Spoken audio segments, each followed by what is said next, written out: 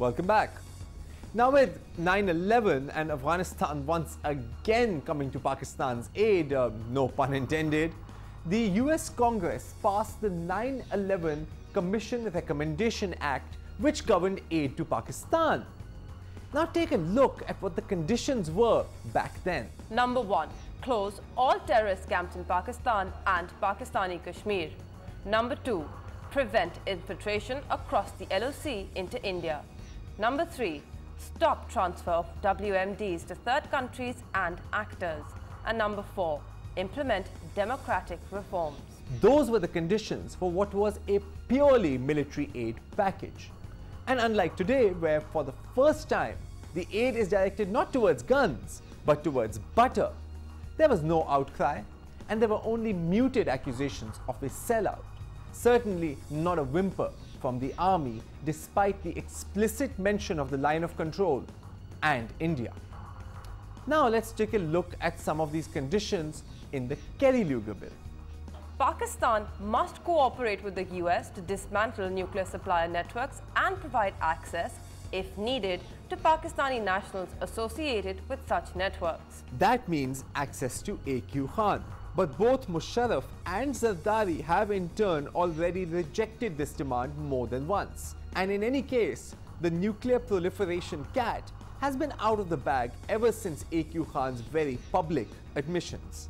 Pakistan must demonstrate a commitment to combating terror groups and elements within.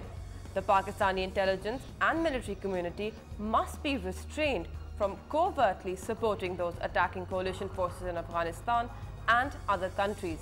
Named terror groups are Al-Qaeda, Lashkar-e-Taiba and Jaish-e-Mohammed. Again, Pakistan has already demonstrated that commitment against both Al-Qaeda and the Taliban. And the DG-ISPR has himself mentioned splinter groups from Punjabi militant factions being responsible for the GHQ attack.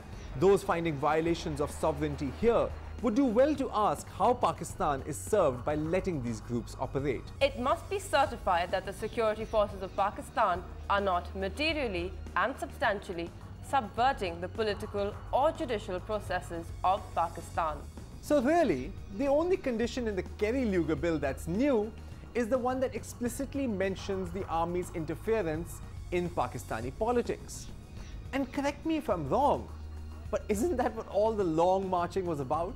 And if Pakistan's champions of democracy claim that US support is not needed to maintain democracy, well, that certainly never stopped them from asking the US to stop propping up General Musharraf in the recent past. The Kerry-Lugar bill is, however, different from other aid packages in significant ways. $7.5 billion is more than the $5 billion Musharraf got and the $6 billion Zia got. And this time, the aid is not for guns, but for butter. And that's perhaps why we have seen such public opposition from the army, because for the first time in history, the GHQ has been bypassed by the US government.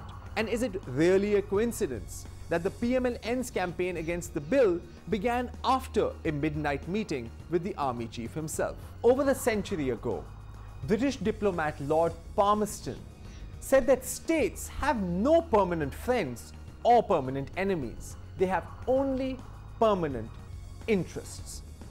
And so long as the USA's interests align with Pakistan, no amount of conditions are going to turn the aid off. But once that alignment fades, well, they won't need a reason to cut Pakistan off. And in any case, the real violations of sovereignty lie not in the conditions of the Kerry-Lugar bill, but in the absolute control that international lending organizations exercise over Pakistan's economy. And that's an issue I'll be taking up with economist Dr. Asad Saeed after this break.